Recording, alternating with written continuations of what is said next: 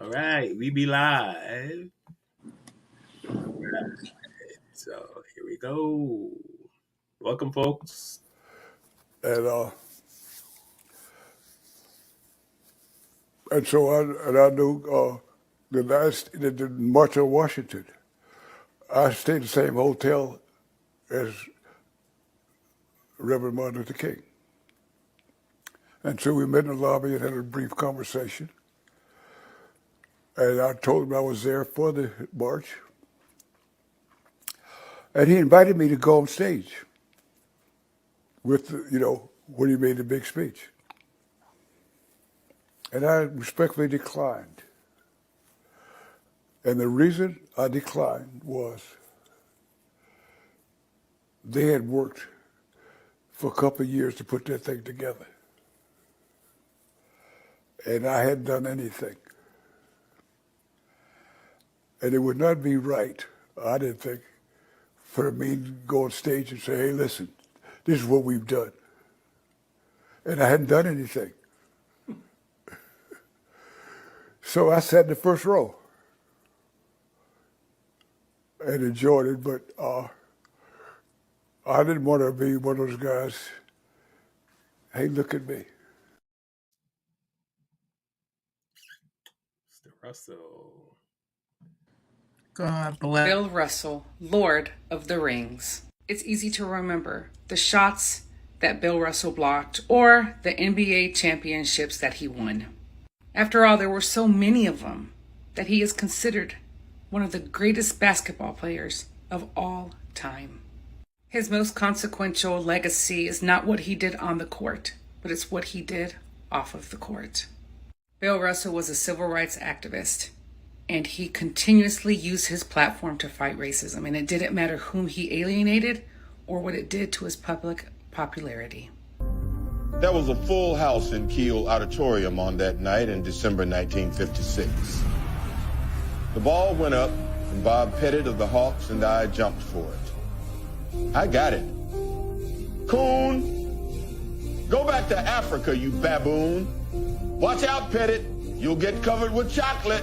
There was no doubt who the fans were yelling at.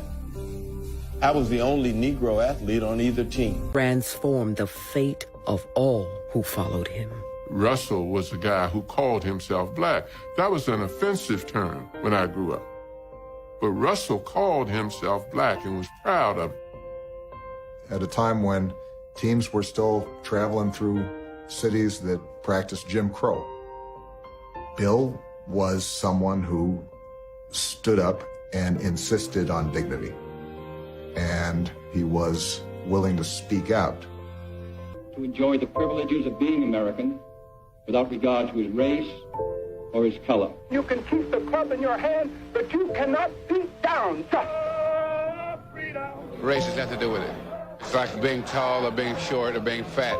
It had nothing to do with it. But at this point in the history of our country, it does have something to do with it. The problem that Bill saw was the fact that most white people don't see the ugly things that black Americans have to deal with, so they don't understand.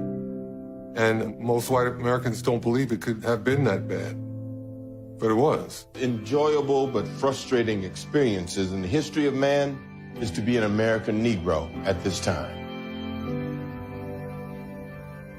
Where does it end? It ends somewhere far ahead of us. The fight will be long and hard, and it will not be won in my lifetime. But the issue is here. Silence in this matter would only be bigotry, and we have enough bigots, black and white. Raise the question. Confront the blameless ones. We are all to blame. We all must be confronted. No man gains a right to the world who will compromise. It is a matter of asking questions. And someday it will work. All right, now we're gonna roll into some Nichelle. Nichelle, salute to all our ancestors. They ancestors now. I'm sorry, don't leave me. I want you here with me. I know that your love is gone. I can't breathe, I'm so weak. I know this isn't easy.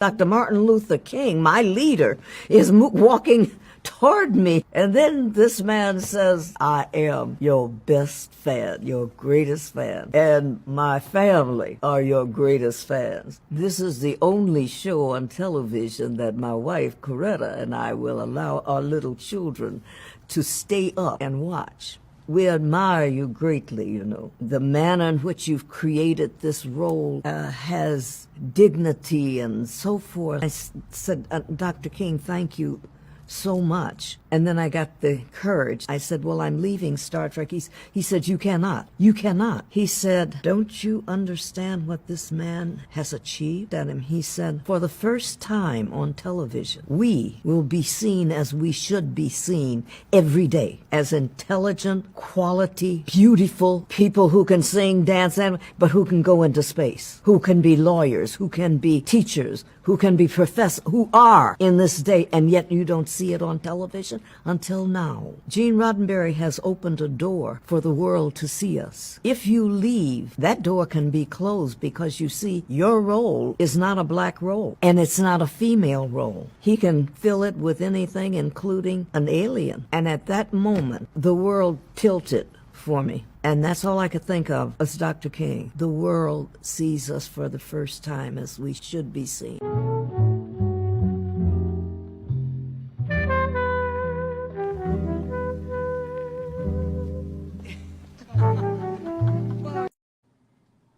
I said, well, I'm leaving Star Trek. He said, you cannot. You cannot. And I felt like that little boy Willis. What you talking about, Dr. King?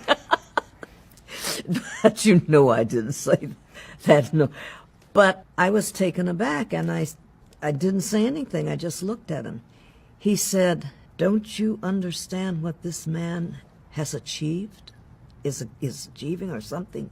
And I thought, deja vu all over again. I just looked at him. He said, for the first time on television, we will be seen as we should be seen every day, as intelligent, quality, beautiful people who can sing, dance, but who can go into space, who can be lawyers, who can be teachers, who can be professors, who are in this day, and yet you don't see it on television until now.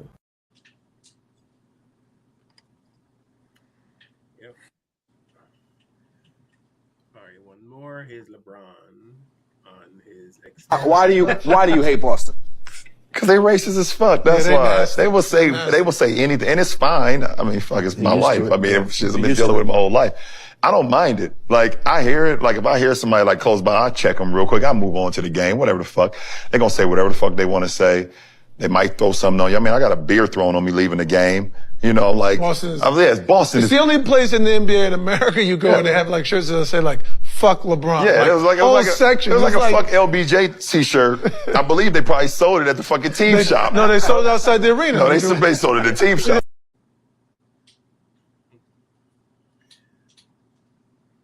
All right, here we go. You ready? Here we go. Ready.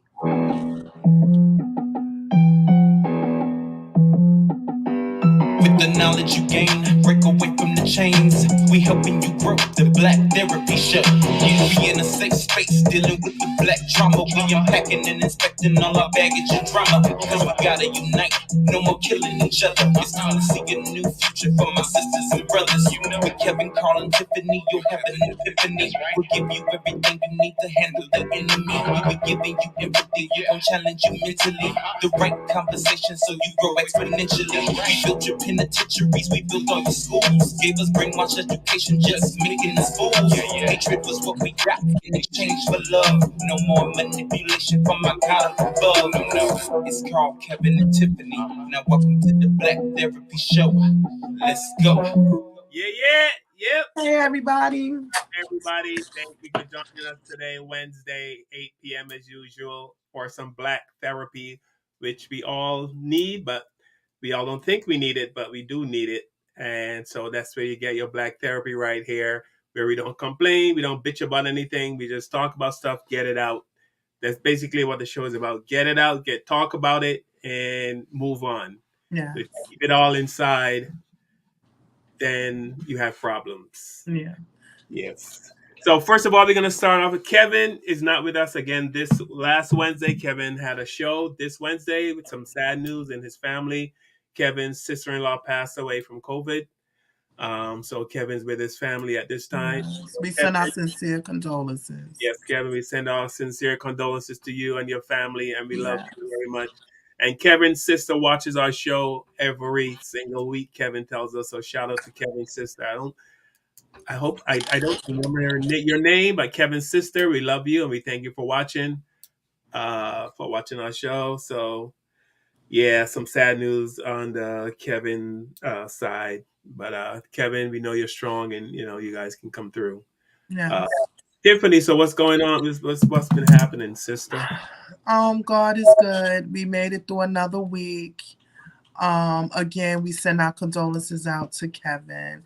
A lot of our friends and family and loved ones are making a transition. And tonight we are honoring a few ancestors that made a mark in this world for us, all around the world, even in space. So we definitely want to shout out these how can you say these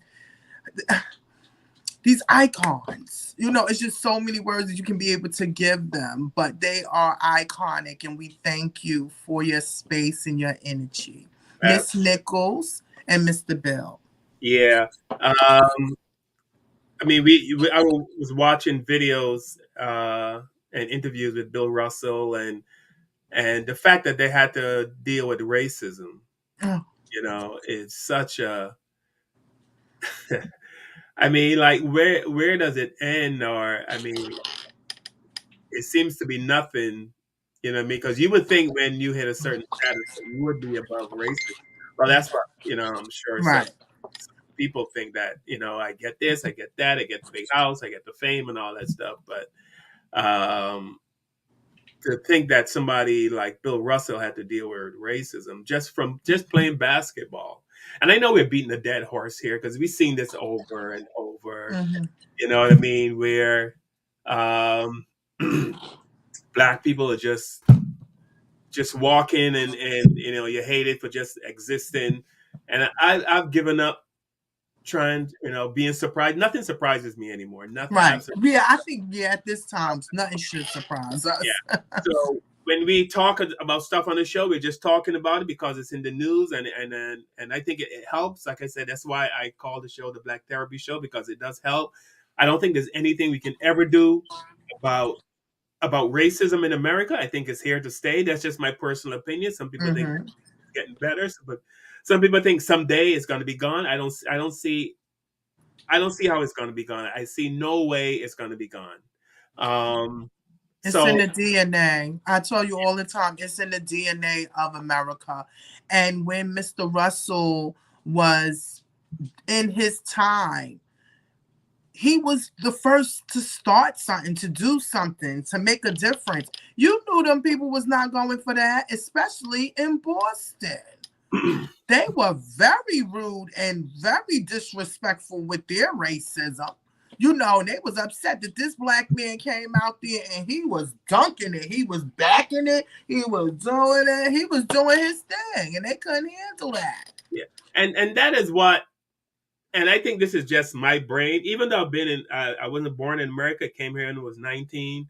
I've been in this country now, 30 plus years. I still have that Caribbean thinking, like when I first came and people would say, there's racism and white people don't. I'm like, I have done nothing to no one in this country. How can somebody not like me? Right, but I know that's how you feel, and that's how our parents raise us. But it's the world out there. It's a positive and it's a negative, and it's just how you move through it and how you handle it. Yeah. So Nichelle, what's up, Nichelle Henson? Nichelle is a longtime fan of the show. She joined us. Donna's in there. Nichelle says Jody Finnegan. I have to look that up. That name doesn't ring a bell for me. Does it ring a bell for you, Tiff? No. Who is Jodie Finnegan? Mm-hmm. Yeah, I have to Google that. Yeah, but back to Bill Russell and Nichelle Nichelle Nichols. Mm-hmm. Nichelle, when she kissed Captain Kirk, do you know that she got death threats? They were I heard, you had just a little bit of us like those different interviews that they had, but yeah she talked about that kiss, and it was mad drama behind the scenes. Like, oh my God, did he kiss you? Did you just kiss her? Like, and the way she said how they ignored her and was talking to Captain Kirk like she wasn't even there. Like, did you know you just kissed her? Like, it was a big thing. But then the big wigs came in and they said go for it, and it went for it. And that was all she wrote, and it changed the world. And the first thing they worried about was the South. Because the South, the South they were flip. Yeah. Because I mean, even without the kiss, they were asking the producer of the show to take her off the show, Mm-hmm. to not have her on the show. And even today, even this is going on today. You've seen commercials where they show a black couple, interracial couple, a black husband, white wife, black husband, whatever, vice versa. I saw a commercial with an Asian husband and a white, with a white wife and a half Asian, half white child in the commercial. Those same commercials they show up north. In the South, they don't show those same commercials. In the South, they'll have either a white man with a white woman or a black man with a black woman. They don't, right. And that's still happening today. Well, I think I've been watching that for a minute. For the past, give it like 6-7 years, I've been seeing a lot of interracial. Like, there's a lot of promoting of interracial relationships all over, So she did this all the way back then, and it wasn't promoting interracial. I don't think it was promoting. It was an emotion, and it got people to watch. That they got the ratings for that. But we salute her on that because she said she went through a lot with that. And you had put up the thing about Martin Luther King. During that time, if you listen to her story, she was getting ready to leave Star Trek. Yeah. But she got so much fan mail that they was like, listen, you want a contract? Yeah. So, and she was going to move on and go into theater. And that's when that weekend she ran into Martin Luther King. And he was like, listen, that's the only thing me and my wife watch with our children is this, because you are on there. You are black and you are in space. That means we could go all over the place. Yeah. And, she didn't see herself as, she probably saw herself as insignificant. She just is one character on the show. She had no idea how powerful, her role was. Yes. Most of them don't. Most of them don't. You just see, and I mean, even in general, even in life itself, in just our regular daily lives. I was talking to a friend of mine, and he was telling me there was a position at his company for a manager or whatever, and he kind of thought he was qualified, but he said, I don't want to deal with that. I don't need it. I'm like, listen, you need to get in there, and you know what I mean, and take that position, because when people that look like you come in for an interview or to get hired, at least if they have a fair chance. So you can't think about yourself. You got to think about who's coming behind you. Yeah, but sometimes not everybody want to wear that crown. Not everybody, because if you listen to her, she said that was a lot for her. It was a challenge. Like, when he told her, like, why me? But that was the thing. You had to accept that, and look what happened. You changed the world. You put a black woman in space with all different type of nationalities up there, even aliens. Like he said, they can put an alien there. They didn't have to have a black woman there. They could have had an alien there, but they had a black, beautiful, because she was gorgeous. She was beautiful. She was beautiful. And she did black exploitation movies. That's, she did, hold on. It's called Truck Turner with Isaac Hayes. So, she did that. So, yeah. And she died at 89 years old. 89. Yeah. I mean, I wish, and I'm saying this again, and I know this is my Caribbean brain talking, like, why is this even an issue? I mean, like why are we saying like a black woman is on TV? When are we going to get to a point in life when this is the norm? No, but during that time, Carl, Yeah. it wasn't a norm. I get it.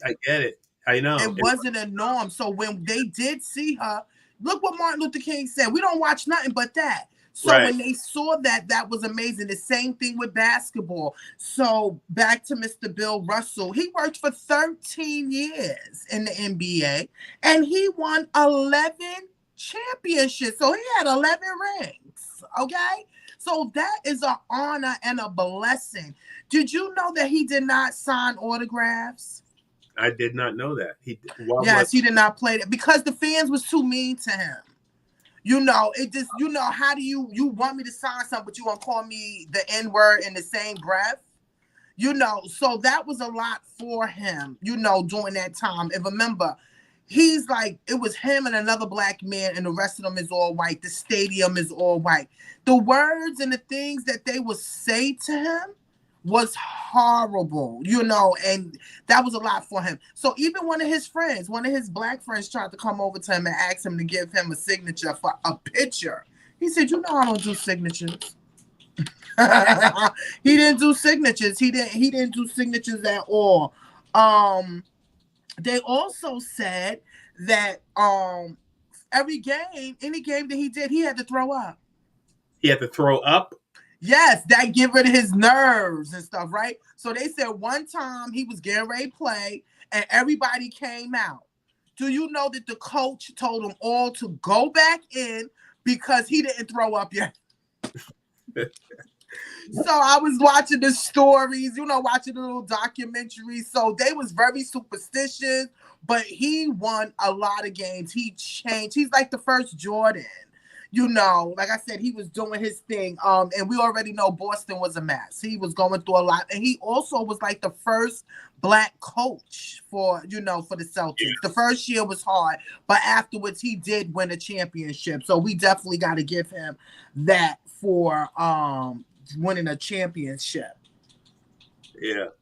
I mean, like Angela Mayu said, Angela. I was about to say Maya Angelou. Maya Angelou. Wait a minute. Maya Angelou. Like Still We Rise. I mean, like, even though it put us through all of this, we still, imagine what it's like to be. He was the only black man in the entire stadium, like the only black person. Yeah, him and another guy. It was one more guy that was playing with him. But like just those two, and just imagine what that felt like. Mm-hmm. Jackie Robinson and all of them felt that. Because first of all, they didn't like that we was in their sports, but they had to break it in. Also, they saw that we was good and we can win games. You understand? So that's another thing. But I don't know. It was good, but then how about if we had our own? But you see what happened. Yeah, like I remember when I read when Hank Aaron broke Babe Ruth's record, but that he got death threats. Yeah. Before, like if you break that, we're gonna kill you. We're gonna kill your family. We're gonna burn your house down. Yeah, over a game. That just shows the level. And I know here we go over the same thing, and like I said, it's nothing we can do to change these people's mindset. You know what I mean? They're just hateful people, and that's the way. That's the way it is. But we should have knowledge of it. That's the point. We're not, we need to know what's going on, and we need to know the character. Something Henry Clark said, if you want to know what's going on, know what your oppressor did first. Find out their history, and then you can understand your history. So, no, it's good that we are having the conversation because we need to have the conversation to talk about it. So, like you said, so we can move on. The racism has been here, is not going nowhere for right now, but we just got to know how to handle it and work around it. And just to let people know that you're not alone, because a lot of times when you're dealing with racism on your job or in school or wherever, and you just feel so alone. And that's one of the things I wanted to do with this show. I wanted people to know that they're not alone. And I want people to come on and, you know, share your experience. Like if you work for a company and you're being, you know, and dealing with anything racial, how did you handle it? I want people to come on and say, this is what I did, or this is what, you know, and if people tell their stories, they can say, well, this is what you should do, because we all deal with it. I don't care who you are. If you're Black, even if you go on TikTok, there's tons of videos on Black people telling you things not to do if you're Black in corporate America. Or things to do if you're Black in corporate America. If you're Black, don't do this on the job. And if you know what I mean? And it makes me feel good because I see things on there. Oh my God. I've dealt with that. And you're not by yourself. It's good to know that you're not by yourself. You're not alone. Right. And it felt so good to see, holy crap, everyone else is dealing with it. You know, about Black people coming up with a great idea and the job, and it gets ignored. And like a couple of days later, some white dude comes up with this very same thing. All of a sudden, now it's a brilliant idea. Right. You know, and that's hijacking. They've been doing that. That's why we just gotta be on point and make sure we don't get hijacked again. Yeah. So that kind of stuff, you know, makes me feel that, okay, you know, I'm not the only one. And it's kind of like therapy, you know. Right. Because you have a lot of people that feel like it's just them. No. All of us go through it. And I salute people that work in the corporate world, because a lot of people have to do those jobs because they have to pay their bills. They have to take care of their children. You understand? And you have to deal with certain abuses just to be able to pay your bills. That's why I promote and tell people, be entrepreneurs or work somewhere where you're happy, because you don't want to go in the store and people is upset and they mad because they don't even like their job. You know how many places you don't go into a business and they look all miserable and nasty? It's because they don't like their job, or their boss is getting on their daggone nerves or something wonderful. But you should never be in a situation where you're unhappy. Absolutely. Michelle Henson, she says, speaking about Nichelle, she said, she was, in my opinion, more popular than William Shatner when she died. She was, in my opinion, more popular than William Shatner when she died. She was a face of space research and NASA. Yes. Yeah, she was. Yes. But she had the same props as William Shatner, and we all know why. AB from Facebook said, greetings, family. How's the vacation? It was great. Welcome back. Yes, so I had 2 weeks in Barbados, and I did Cancun. Yes, Tiffany did Cancun. So we're gonna roll on to this other topic, which I don't know if you guys seen this, but we're talking about Airbnb. So Airbnb, and you guys can look this up. Don't take our word for it. You know, white people got some nerve. Airbnb advertising slave quarters as a bread and breakfast or vacation spot. You can look it up. Actually, I'm going to show the video. Please show the video so we can talk about these scandalous white people. It did not have a problem with it. So here we go. This is not okay in the least bit. And I know there's going to be somebody that says, oh, you're looking for controversy where it doesn't exist. No, this is an 1830s slave cabin that is up on Airbnb as a bed and breakfast. How do I know that this is slave quarters other than just using my eyes and looking at it? Well, they say it in the listing. This particular structure, the Panther Burn Cabin, is an 1830s slave cabin from the Panther Burn Plantation. How is this okay in somebody's mind to rent this out, a place where human beings were kept as slaves? Rent this out as a bed and breakfast. Here it is. That's it right there, the slave quarters next to the big house. It's in Greenville, Mississippi. That's the host, Brad, the super host. But what really kills me is reviews. Memorable. Highly recommend watching the sunset. We stayed in the sharecropper cabin and ate in the main house. Enjoyed everything about our stay. The cottage, the history, the tour, the breakfast, and all was great. We stayed in the cabin and it was historic but elegant. A slave cabin is elegant. What a delightful place to step into history, Southern hospitality, and stay a night or two. Cool spot, way better than a hotel. maybe you're thinking, okay, maybe this will give people insight on how enslaved people had to live, their living conditions. No, not at all. Clawfoot tub, running water, tile, nice lighting fixtures, water, towels, dresser. The history of slavery in this country is constantly denied, and now it's being mocked by being turned into a luxurious vacation spot. Make that up. Airbnb is advertising slave quarters as a vacation spot. Come and enjoy yourself. Have a great time. Um, what are we gonna say about it? Do you think that somebody would turn the Jewish gas chambers into a vacation spot? Do you think anybody would think about doing that? No, because they would not ever do that. You understand? They would not disrespect the Jewish ancestors that got killed. They wouldn't do that. So you should feel the same way about Black people. Okay? To that Airbnb, you're a jerk. How dare you? So first of all, that needs to be a museum. Okay? People need to come and see how we had to live in this little old house and shack that maybe we built for ourselves. Okay? Because now today, none of our Black people can build nothing because you don't understand. When I saw that, I was luxury, and y'all fixed it up and gave it a bathtub, a stove, a microwave. That's how you know they don't understand our pain. They don't understand our feeling, what we go through, because he should have thought twice before he made a slave quarter or Airbnb.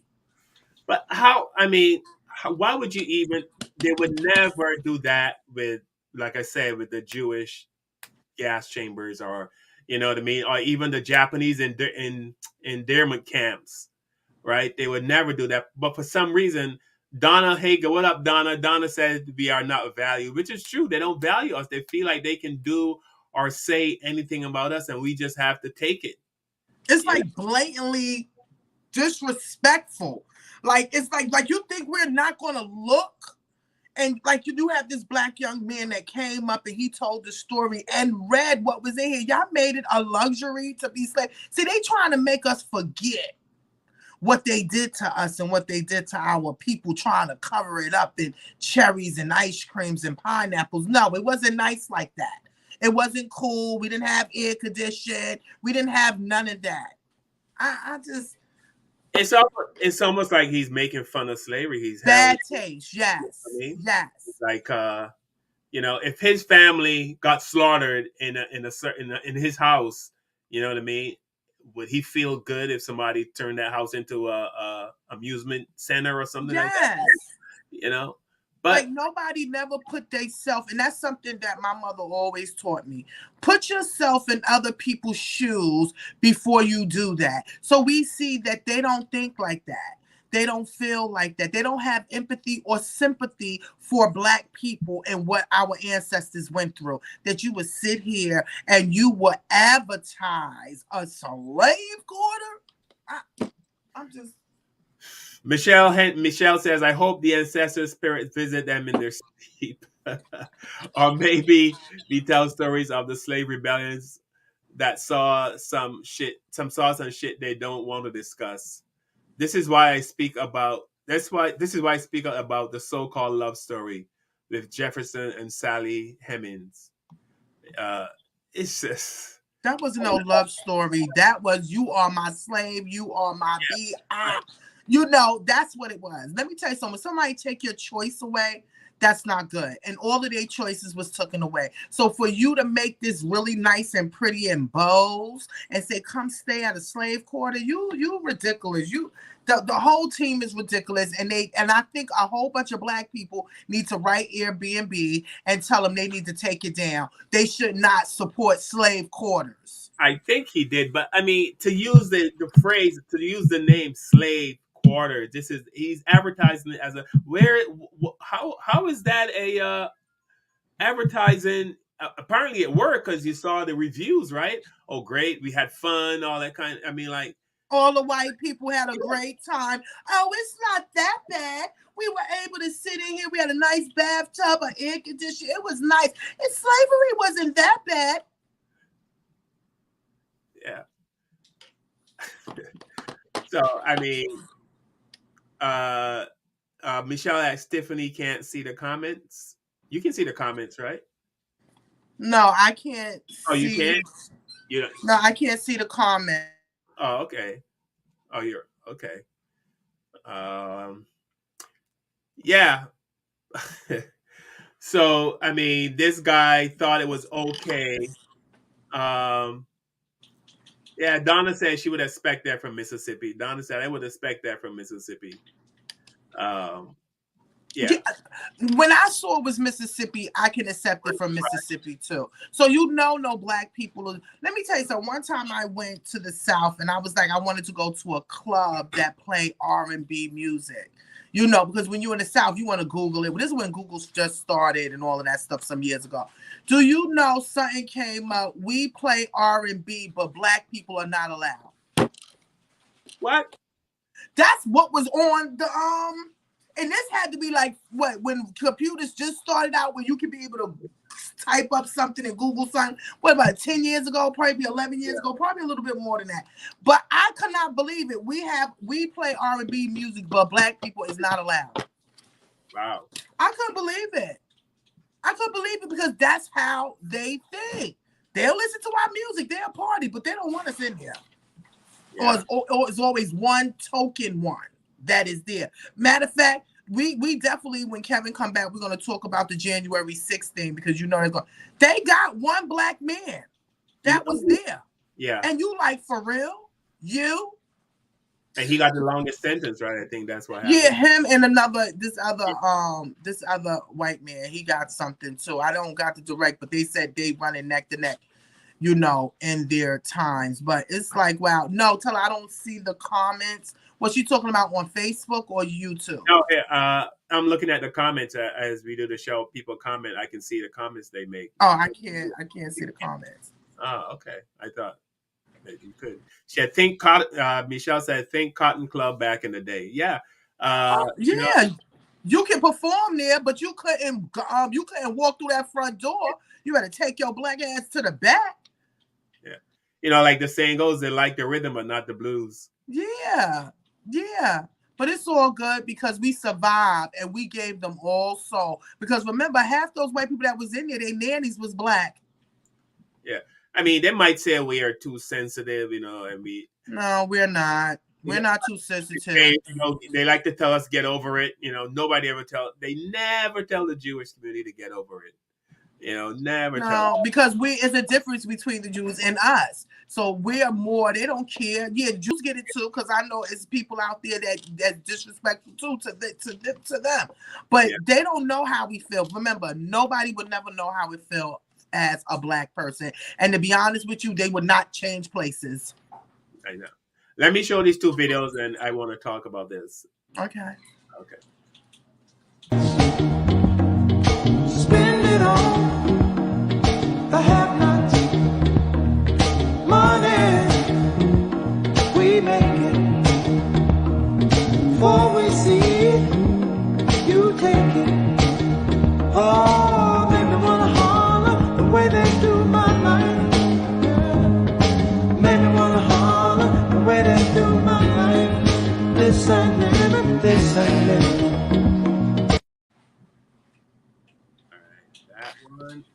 And this is the one that I really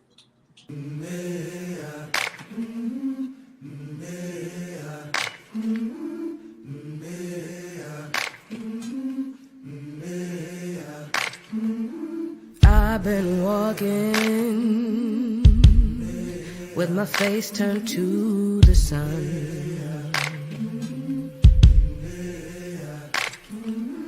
Weight on my shoulders, a bullet in my gun. Oh, I got eyes in the back of my head, just in case I have to run. I do what I can when I can, while I can for my people. While the clouds roll back and the stars fill the night, that's when. Now, what I want to talk about is the last video where you saw the girl going to school and the white woman yelling at her. Yeah, that's like that. Those are most of the pictures you put up there are iconic pictures. Yes, that I just read an article and I saw photos of that. The white woman directly behind her, who was 16 at the time, that girl was 15. The white woman screaming at her and throwing shit and spitting on her. They just brought them together. And the black woman is talking and said she forgives her and all that kind. I'm like, you know what I mean? Like, now the black woman said, now they're like friends. I have a problem. Carl, that's that West Indian side of you. You're like, no.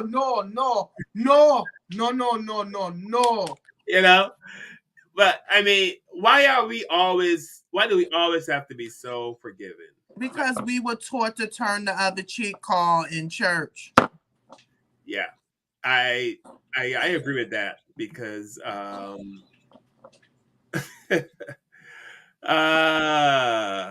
Michelle says I need that whole song. Which song is that, Michelle? The song that was on. I don't know who sung it, but I heard it before. The last one? Yeah. Okay, yeah. I need that whole song. Hold on, let me forgive me. I want to hear that again. I really want to hear that again. You gotta find out who made it. Yeah.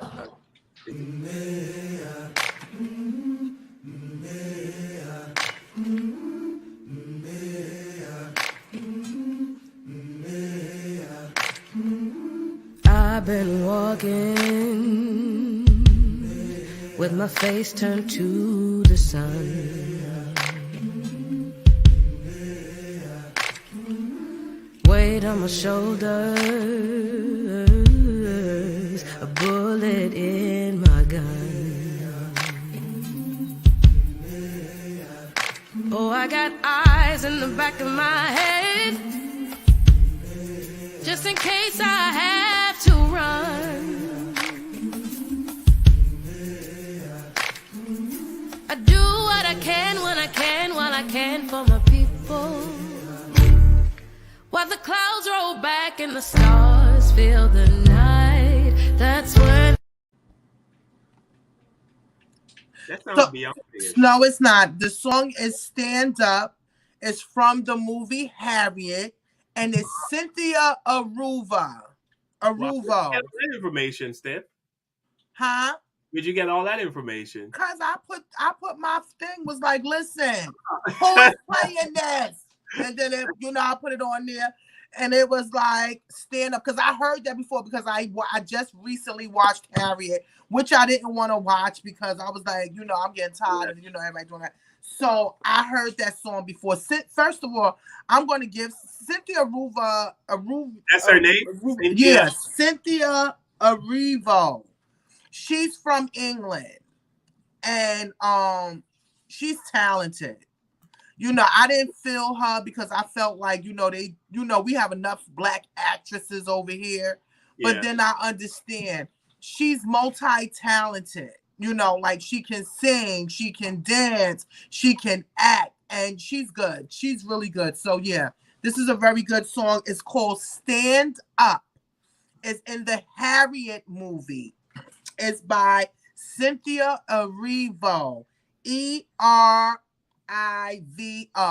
Cynthia Erivo. E-R-I-V-O? Yes. Stand Up. Okay. It was in the Harriet soundtrack. You got that, Michelle? Harriet is the movie. Cynthia Erivo is the singer, and the song is called Stand Up. Stand Up. And since we mentioned Beyonce, we're going to close out with some controversy with Beyonce. Apparently, she sang a song, and there was some kind of, I don't know if it's a slur or derogatory name that was used. Said, is it a slur? Okay, so let's put a disclaimer. Yeah, we are not disrespecting anybody on the platform. We are just talking about a hot topic that is going on. All of this is alleged, and we don't own none of this. Okay. All right, I'm gonna play a video with the song.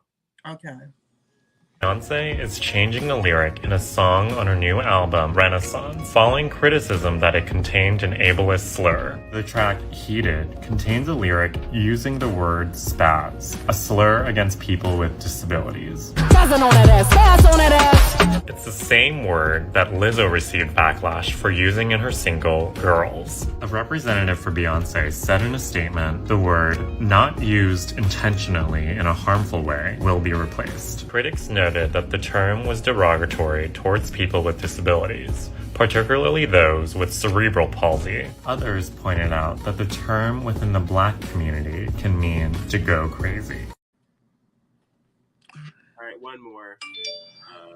So Twitter is outraged, and they put the pressure on her, and so now she's going to take this offensive lyric out of her song. So I look at this article, I'm reading it, I said, what is this offensive lyric? She sings spazzing on that ASS, right? So the word spaz, they say, is derogatory because it comes from people who have cerebral palsy, and it makes it difficult for them to control their muscles. So they're spazzing. I said, hold up. So spaz is where you guys draw the line. But when she said, you know what, I plug my menses with the pages from the Holy Book, that's not a problem. That's not offensive to Christians. She takes the Bible pages, right, and she puts them down there on her time and money. All the crazy stuff on the internet, but where they draw the line is the word spaz. These women half naked on these award shows, the cursing, the filth, the music about murder and gang violence and selling drugs and just all that filth. But this is where we draw the line, and we're going to get you to change the song.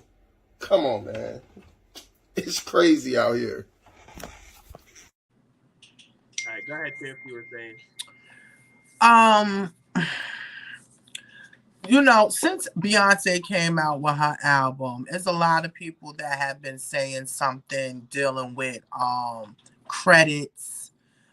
Kelly's came out and said something about the song. My thing is what I'm learning. You know, I'm not a part of that music industry. My thing is, if an artist do a song that was way before you, 15, 20, 30 years before you, I'm thinking that you're supposed to ask the artist, can you use it, and give homage and respect to the artist. But what I'm learning, they just taking their stuff. They don't even care. Like, you know what? I spoke to the other people. I ain't need to speak to you. I spoke to them. I paid for it. You're out the picture. You know. So this is what's been going on with a lot of the music. Now, these different words, this is not the first time, as you see, like you said, Lizzo was up there and they talked about the word spaz. And it's so bad because I never thought about it like that. You know, that's so bug how you can pick up words like that because it was a word in the Black community, like if you bugging out or something. But we never knew it was for people that had cerebral palsy. And let me tell you something, my nephew had a cerebral palsy, God bless his soul. And I don't want nobody, you know, making fun or anything like that. So I respect that they took it out and found another word. But if they want to do that, they need to take out bitches and all of those other words and all those disgusting watermelon seeds on you. I mean, the stuff that they be saying, y'all ban this. And I feel like I understand. But y'all need to go on a ban-nation on a couple of words and a couple of things, but they're not going to do that, you know. And if you're using people's work, give them credit. Talk to them. Say thank you. You know, if you're doing movies and you're doing a movie about somebody's family, go talk to their family and find out who they really was. Don't just go upon yourself and put it together because you read a book. You know, find out from people. But, you know, this industry is different. Yeah, but like the guy said, I mean, I guarantee you can sing a song with nigga, nigga, nigga, nigga, nigga, nigga, nigga. You could do an old rap song with that word and nobody says anything. Nothing. Nobody says nothing. But one word, as soon as the word affects white people, yeah, they come out droves. And something you said, and that my mother was mad because I didn't mention and we didn't talk about it when you talked about the monkey issue in your country. Yeah. And you had said that it's gang violence going on. They not worrying about that, but they're worrying more about the monkeys. You understand what I'm saying? And that's an issue where they're putting us behind, or they're not willing. You cannot get on this person for spaz, and all of these nasty, disgusting words is out here, and y'all putting it on the radio, it's on the internet, and our children have access to it. But the word spaz was before it was being used as a derogatory term. You know what I mean? Like, it was being used long before people thought of it as a derogatory term. I didn't know it was. Like I said, no idea. I mean, I've said spaz, stop spazzing out. You're spazzing, you know what I mean? Meaning that you're freaking out.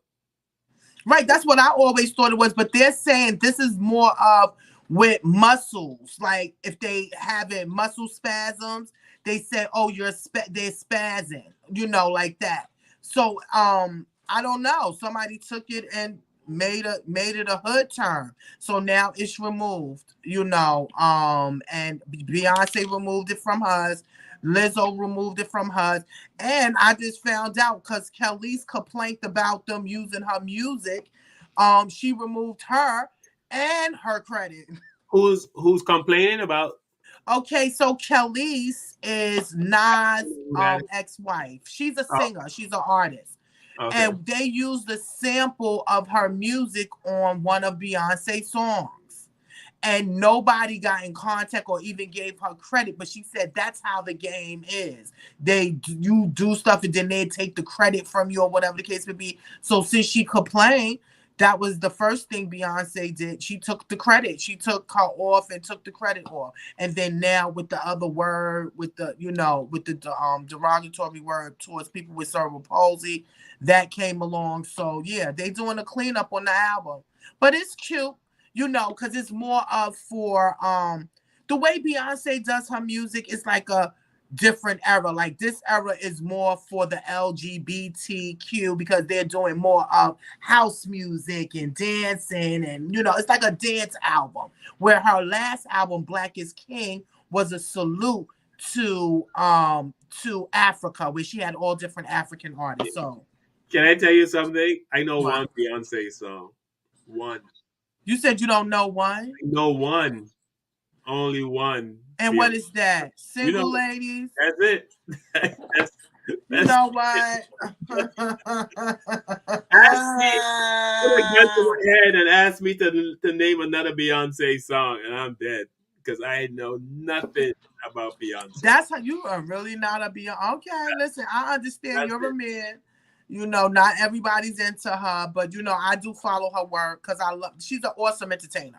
Yeah. She's right next to Janet Jackson for me. Yeah. Because she gets down. She's in the same category. She's not near Michael, but they there, meaning they are entertainers. They go out and they perform and they give a show. And she's married to my boy Jay-Z from Brooklyn. Yeah. Yeah. I was in Barbados one time and I saw Jay-Z and Beyonce. I guess they weren't married. It was back in the early 2000s, I want to say, at a hotel. I kind of knew who to work with. Somebody told me that, you know what I mean? But we were in close proximity, and I didn't was starstruck or anything because they were cool. You know what I mean? They were like, dancing in like a close dance. But I had a camera with me. I had, at the time, those big cameras. Oh God, you had a big old camcorder. Yes, because I had some friends that I went to school with. We were having like a reunion, class reunion. So I brought the camera so I can get some video of all my friends and stuff. And I guess they thought that I was paparazzi because they kicked your ass out. No, they didn't. But they went upstairs. They looked at me and they said something to each other, and then they both went upstairs. And but I was about to say, I know you wasn't over there like this. No, but I wasn't about to waste because I only had a little bit of VHS tape left, and I wasn't. I'm gonna get this little bit. I wasn't about to use it. No, I was keeping it for my friends. I wasn't about to use it on Beyonce and Jay-Z. I'm like, fuck you guys. I met him before. I had actually met Jay-Z at least 3 times in my life. But the first time I met him, I didn't know he was that tall. Yes, he's very tall. He's Yeah. about 6'1", 6'2", or something like that.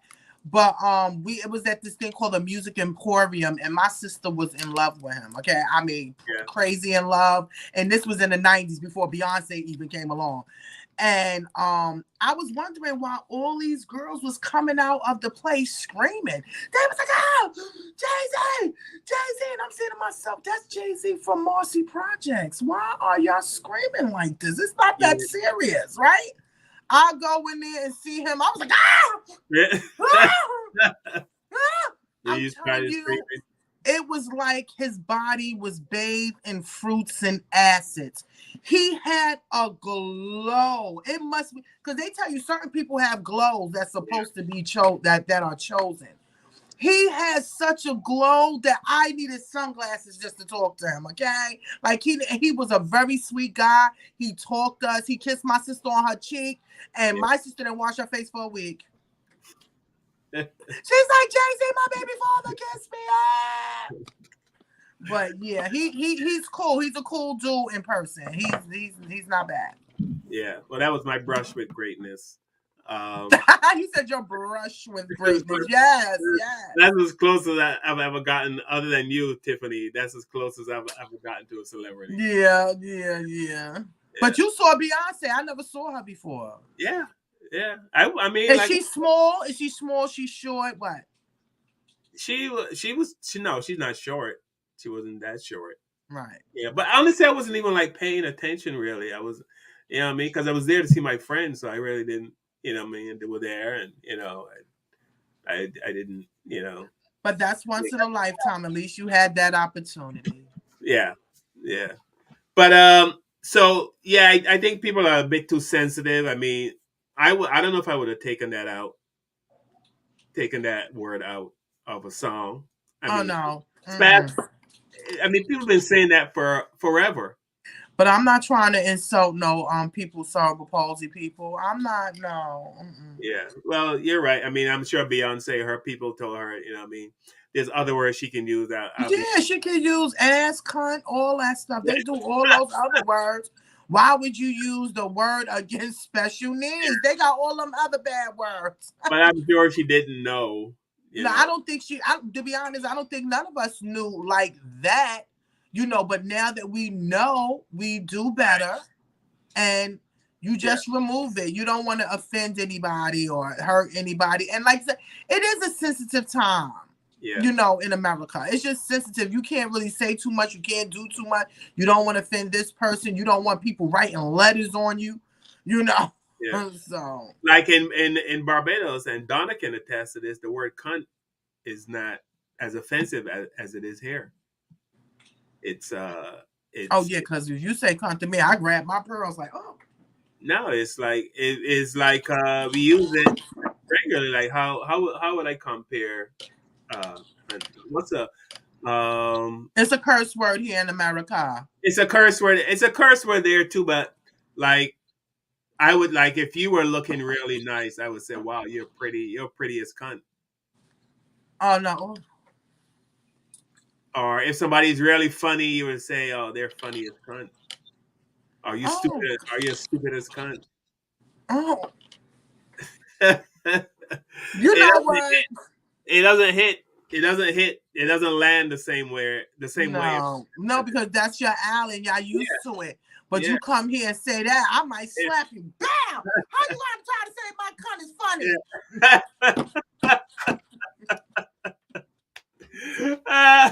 Tiffany got a funny cunt. That's hilarious. All right, so we gotta wrap it up. We just blew through an hour, Tiff. Any party words, anything you learned, anything you want to share to help people in the Black Therapy Group? Oh yeah, Black Therapy Group. Well, I want to say I salute this platform. Thank you again, Carl, for choosing me, you and Kevin. Kevin, we sending our love to your family, to your brother. I can't even imagine what y'all going through. I'm sending healing vibes to you, peace vibes to y'all. you know, we have to salute our people that come before us. And we definitely we salute Mr. Bill Russell and Miss Nichols. We thank you for your part in this world, because if it wasn't for y'all, I mean, where would we be? Y'all opened up the doors for so many others, and we really salute them. You know, if you're doing music, please give people their credit. If you're doing anything dealing with art, comedy, beauty, anything, people like their credit.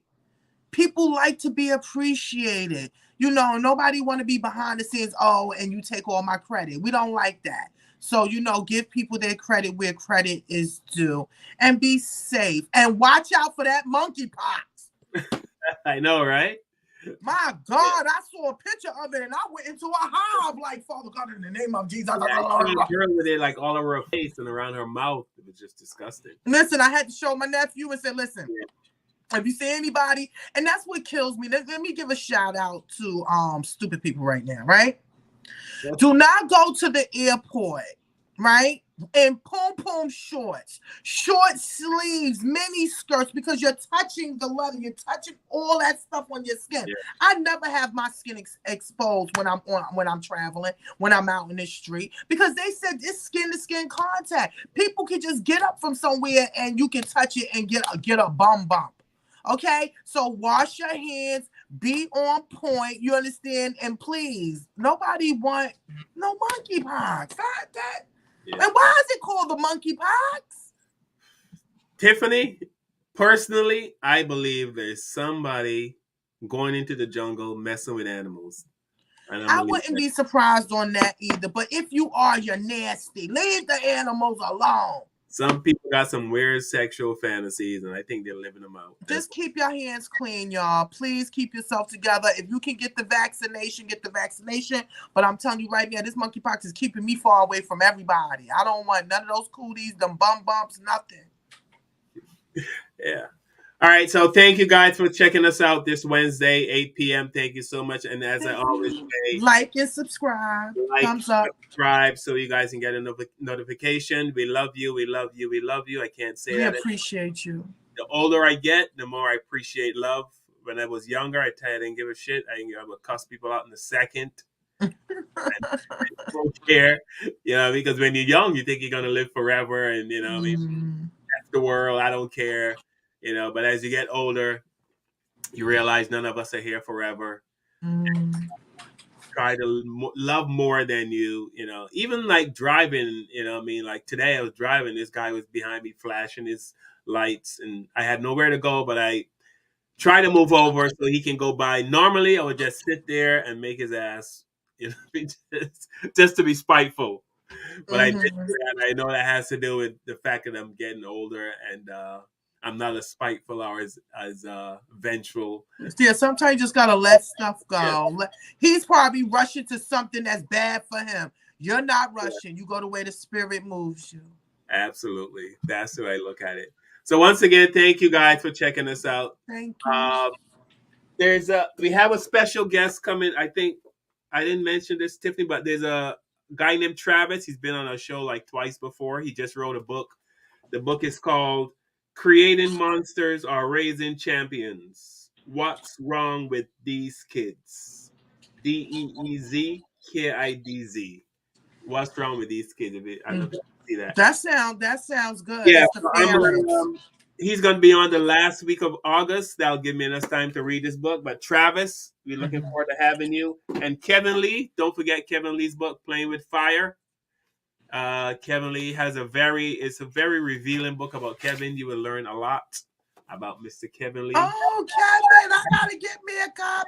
Yes, Playing with Fire. Kevin, I need a copy. We miss you, Kevin. Yes, Kevin, we miss you, and I'm so sorry, Kevin, that you're dealing with death in the family. Death is never easy. I know at some point we all have to deal with it, but we do the best we can. Like I always say, remember the fun times. Remember the times you had, and that's all we can do.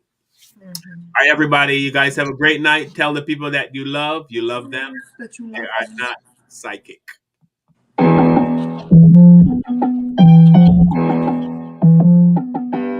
With the knowledge you gain, break away from the chains. We helping you grow the Black Therapy Show. You be in a safe space, dealing with the black trauma. We unpacking and inspecting all our baggage and drama. Cause we gotta unite, no more killing each other. It's time to see a new future for my sisters and brothers. You know it, Kevin, Carl, and Tiffany. You'll have an epiphany. We'll give you everything you need to handle the enemy. We be giving you empathy, we gon' challenge you mentally. The right conversation so you grow exponentially. We built your penitentiaries, we built all your schools. Gave us brainwashed education, just making us fools. Hatred was what we got in exchange for love. No more manipulation from my God up above. No, it's Carl, Kevin, and Tiffany. Now welcome to the Black Therapy Show. Let's go. Yeah. Yeah.